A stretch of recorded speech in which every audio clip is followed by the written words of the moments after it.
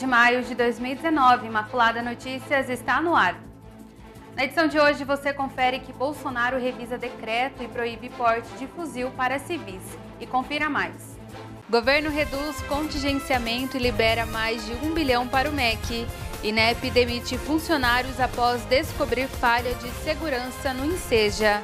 Sistema que vai ajudar em investigação de crimes é lançado. Estas e outras informações a partir de agora no Imaculada Notícias.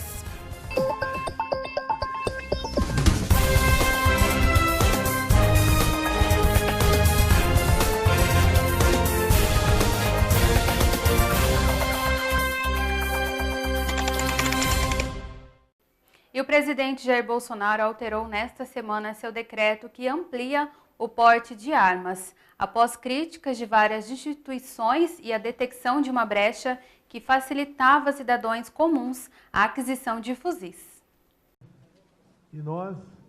O presidente Jair Bolsonaro alterou o decreto que amplia o porte de armas. A versão ratificada não permite que cidadãos comuns portem fuzis, carabinas ou espingardas. Apenas os proprietários rurais poderão adquirir esses tipos de arma e mantê-las em casa. Segundo o governo, as mudanças foram introduzidas por questionamentos feitos perante o Poder Judiciário, no âmbito do Poder Legislativo e pela sociedade em geral. O decreto autorizou em 7 de maio o porte de armas a determinadas categorias: políticos, caminhoneiros, caçadores, praticantes de tiro esportivo, entre outros. Mas foi questionado na Justiça por consultorias técnicas do Congresso e por organizações da sociedade civil dedicadas ao estudo da violência.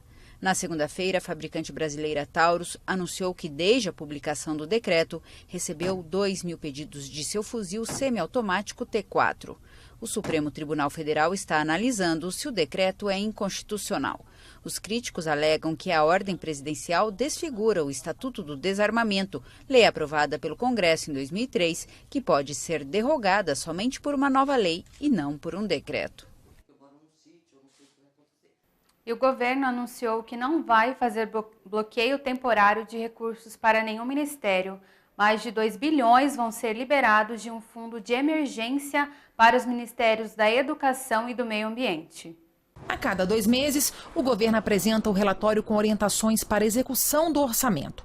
Dependendo dos números, bloqueia ou libera recursos para cumprir a meta fiscal e o teto de gastos federais.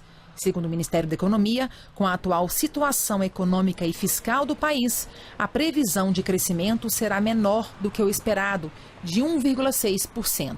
PIB real, ele está com 2,2% na avaliação do primeiro bimestre e na reprogramação para o segundo bimestre nós estamos com o número de 1,6%. Com o crescimento menor, a arrecadação também reduz, mas desta vez o governo anunciou que não haverá contingenciamento para nenhum ministério. Isso porque serão utilizadas verbas de uma reserva de emergência existente para recompor as contas dos ministérios da Educação e do Meio Ambiente. Nós não teremos contingenciamento adicional para nenhum órgão do Poder Executivo e nós estamos mantendo os limites orçamentários atuais dos ministérios do Poder Executivo, trazendo uma recomposição para o MEC e o MMA nessa magnitude, 1,6 aproximadamente bilhão para o MEC e 56,6 milhões para o MMA. E um descumprimento no protocolo de segurança na organização das provas do Inseja fez o INEP anunciar a exoneração de 2 servidores. O exame abre oportunidade para estudantes interessados em obter o certificado do ensino fundamental e do ensino médio. O INEP, órgão responsável pela aplicação do Inseja, informou que houve uma quebra do protocolo de segurança na entrega da prova à gráfica onde seria feita a impressão. O que houve é que o servidor que levou, que memorizou a senha, esqueceu a senha. Entrou em contato com os seus superiores no INEP, que é aí que houve quebra no protocolo de segurança. Entraram na sala segura, pegaram novamente a senha e passaram a senha de forma eletrônica para a servidora que estava em São Paulo. Segundo o presidente do INEP, foi aberta uma investigação para apurar os fatos. 2 servidores já foram exonerados. O protocolo de segurança do INEP ele foi cumprido, identificou a desconformidade, isso foi registrado pela equipe de segurança e a partir daí então é que tomamos a decisão de fazer o desligamento das pessoas, o afastamento das pessoas, para que a gente possa fazer a apuração de responsabilidades e agora junto com a equipe técnica a gente trabalhe como fazer o exame. E o número de casos notificados de gripe em Mato Grosso do Sul aumentou 15,81% em uma semana, conforme boletim divulgado pela Secretaria Estadual de Saúde. Pelo menos no boletim divulgado nesta semana, constam 454 notificações de gripe no estado. Na semana passada foram 392. O número de casos confirmados passou de 23 para 24, com inclusão de um caso em Aquidauana. A maior parte das confirmações refere-se a 3 Lagoas. O número de mortes não sofreu alteração. De acordo com a Secretaria, foram 6, sendo 4 em 3 Lagoas, 1 em Corumbá e 1 em Aquidauana. Em Mato Grosso do Sul, a campanha de imunização atingiu 66,16% do público-alvo. A vacinação está aberta para todos os públicos desde o dia 22 de abril e encerra no dia 31 de maio. Bom, e no próximo bloco você confere que o sistema que vai ajudar a investigação de crimes é lançado. Maculada Notícias volta daqui a pouquinho.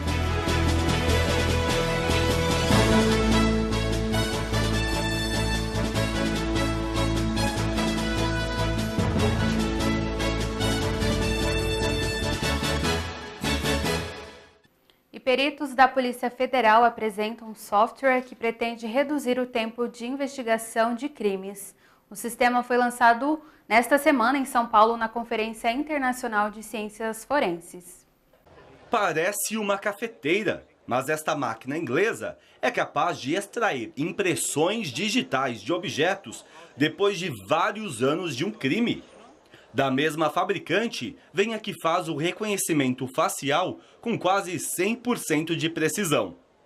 Da Alemanha, veio a máquina que examina DNA em massa e mais rápido que o habitual. Totalmente automatizado, os comandos é feito pelo computador do equipamento, então não existe interferência humana. Para a cadeia de custódia, isso é muito importante.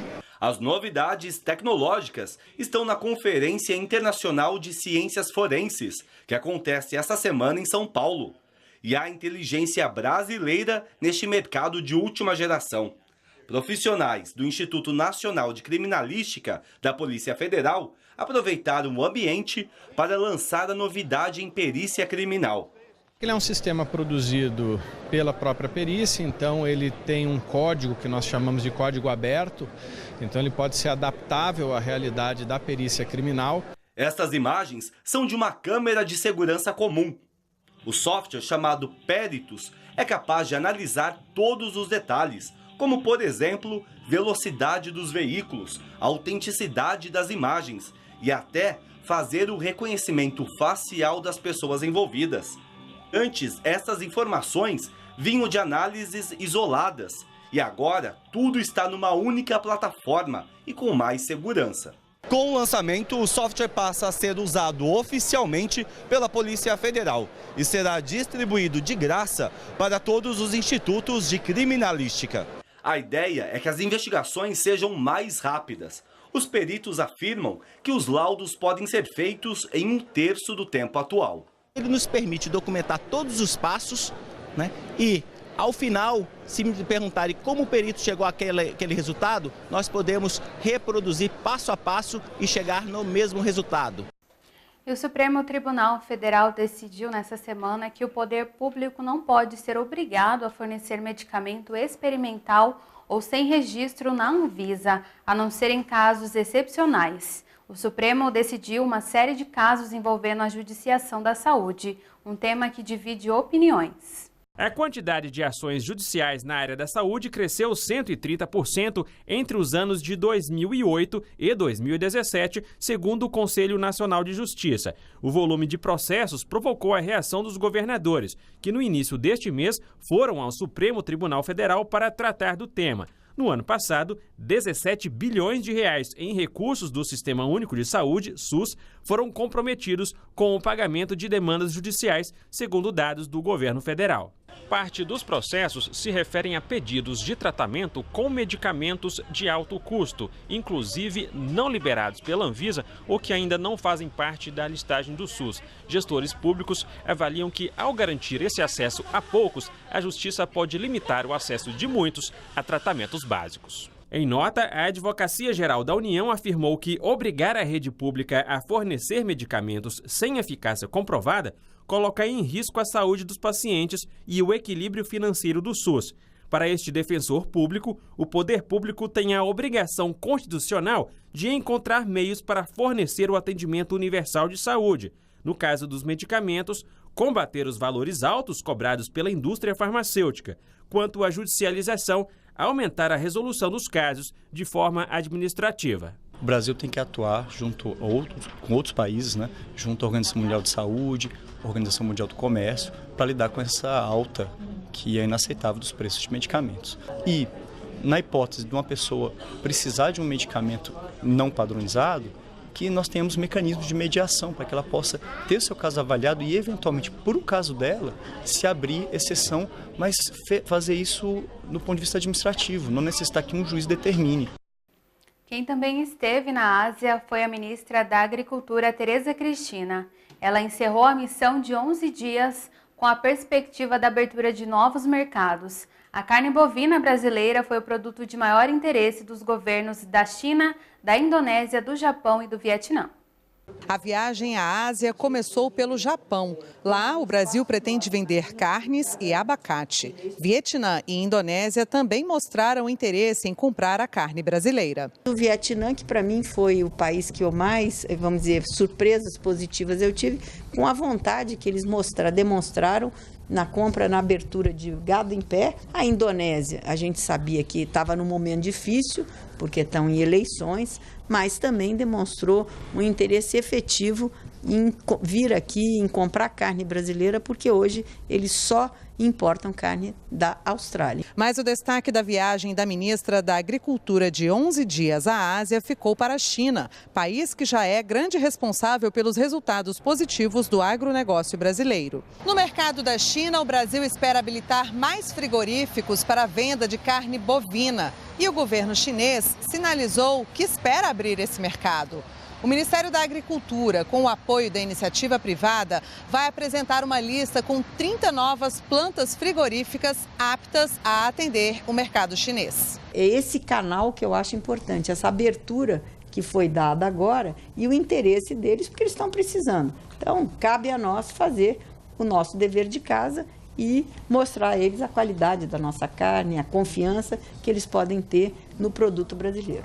Em 2018, as exportações do agronegócio brasileiro atingiram um valor recorde, mais de 101 bilhões de dólares, um crescimento de 5,9% em relação ao ano anterior. Soja e carne bovina são os principais produtos exportados pelo Brasil. Em meio à guerra tarifária entre Estados Unidos e China, o presidente Donald Trump anunciou uma ajuda de 16 bilhões de dólares a agropecuaristas americanos. Trump também disse que há grandes chances de um acordo comercial. O presidente dos Estados Unidos, Donald Trump, afirmou nesta quinta-feira que há grandes chances de Washington e Pequim conseguirem alcançar um acordo comercial. Trump ainda considerou a possibilidade de incluir um acerto sobre a gigante chinesa das telecomunicações, a Huawei, que sofreu recentemente com sanções americanas. A Huawei é algo muito perigoso. Olha o que eles fizeram de um ponto de vista de segurança militar. É muito perigoso. É possível que ela seja incluída em algum tipo de acordo comercial. Se fizermos um acordo, imagino que a Huawei seja incluída em alguma forma ou parte de um acordo comercial. O governo americano lançou um novo pacote de ajudas de 16 bilhões de dólares para os agropecuaristas prejudicados pela guerra tarifária com a China. A maior parte dos fundos vai ser paga diretamente aos produtores e uma pequena porção vai ser destinada para bancos de alimentos e alimentação escolar.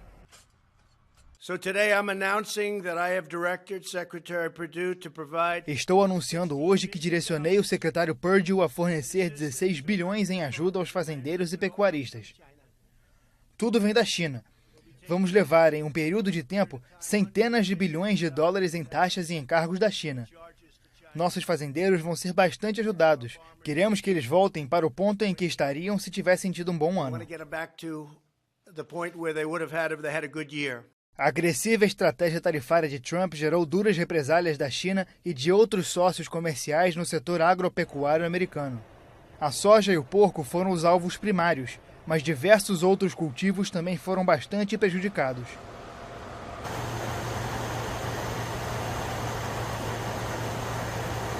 E essas foram as nossas informações de hoje. Desejo a você um ótimo final de semana e que você continue com a nossa programação. Bom início de noite. Salve Maria Imaculada!